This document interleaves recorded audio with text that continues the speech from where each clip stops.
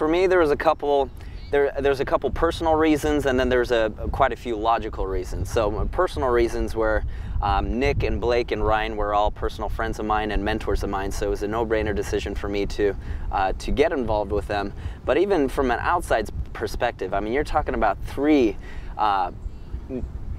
guys that in their early 20s became multimillionaires, right? They didn't come from a background of money. They did it themselves. So it was, logically it made good sense for me to follow what I was told, which was if someone doesn't have what you want, don't take their advice from it. Well, these guys had what I wanted. I wanted to become a millionaire in my early 20s and mid 20s, and now in their early 30s, they've made that over and over and over again. And even more so is because I knew that they're the type of people that always put others in front of themselves. They genuinely care about everybody in the field. They genuinely care and listen to us if there's a problem in the field, or if there's suggestions that we're giving of, hey, maybe this will help the company. They're listened. They're not egotistical and stuck in their old ways. So that's one of the things I liked. And their philosophy has always been, rather than trying to become a better doctor, rather than trying to become a better internet marketer, why not just hire the best of the best in the industry and build a company around that? And that's another thing, is they've made strategic hires of people that are the best of the best at what they do, and they're not afraid to admit that if they're not good at something, that they're not good at it, but that they're going to make the hire of the person that's the best at it. Not just someone that's good at it, but the person that's the best at it. And that on top of, again, then them opening me up to this type of lifestyle, which now I live, is just some of the reasons why I got involved. More recently, I would have to say it's been heavily weighted because of the stories.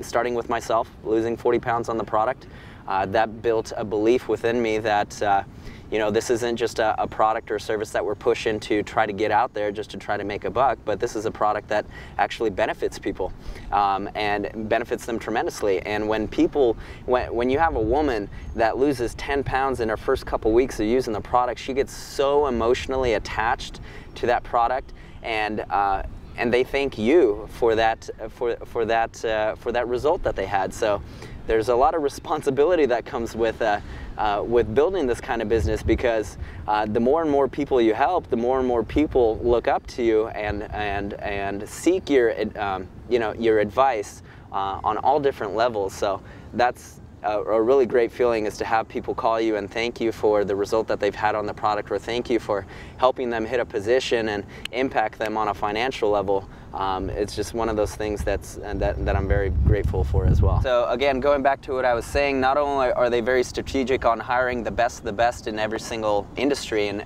in every single aspect of the business, but then they want to make sure that they know exactly who the competition is, and they want to murder the competition. They want to just absolutely blow the doors off the competition, no expenses spared.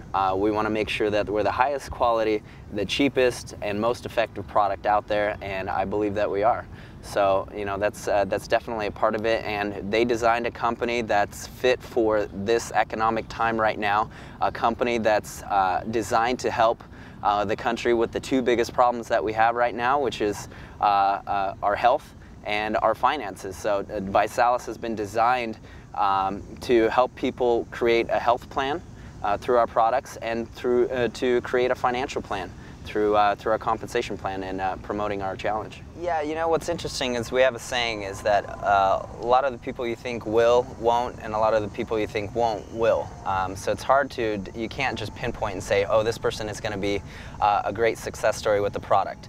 Oh, this person is going to be a great success story with our business. You can't really tell. All you can do is offer it to everybody, and offer them, I basically say, if you take one step, I'll take 2 steps for you. I'll show you the path, but you need to actually walk down the path in order to have the success that you want to have. So, and for some people, it doesn't take much. For some people, they just don't know what they don't know. So maybe just a little nudge or a little push over the edge will get them open enough to realize, hey, you know what, I have a problem with my health, or hey, you know what, I'm not happy with the way my career is going, and it's not all that it's cracked up to be. So some people it's a little bit easier than others, but it's definitely, unless it's someone that's like a seasoned networker and you have a proven track record, you can't just walk down the street and go, oh, you know what, this person looks like they're going to be really good at this business. You just never know. You'll get all sorts of, all walks of life that come into this business that have great success, and it's usually people that you least expect that have the greatest results. You know, what we teach is you never want to prejudge, right? You never want to make a decision for the person. You want to give the person the opportunity to tell you no, right? So if you give the opportunity to someone, then they say no, well, then that's on them. But if you prejudge and say, you know what, I was going to share this business with you, but I thought, you know, everything was all great at your work, and you mentioned that you were happy with what was going on, so I figured I wasn't going to mention it to you. Or, you know, I was going to refer the product to you, but you had mentioned you started a new program and, you know, you were satisfied with the results.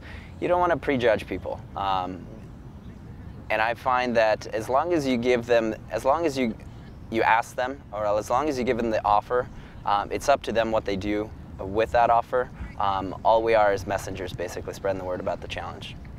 I'm a very non-proactive, and not aggressive recruiter. I hate when people say like, oh, are you recruiting? I go, no, I just share my story, right? If it's intriguing to you, if you can relate to it, if it's something that you're interested in participating in, I'll be more than happy to share the information with you and show you what I did to get to where I am. But I'm never going to push something onto someone, because if you have to, yeah, they have a saying, if you convince a person against their will, they're of the same opinion still, right? So if you convince someone to start the challenge, then you're going to have to convince them to stick with the challenge. You're going to have to convince them the entire way along the way. So my approach is, you know what, here's my story. If you can relate to it, I'll get messages saying, hey, you know what, I've been following you on Facebook or on Twitter.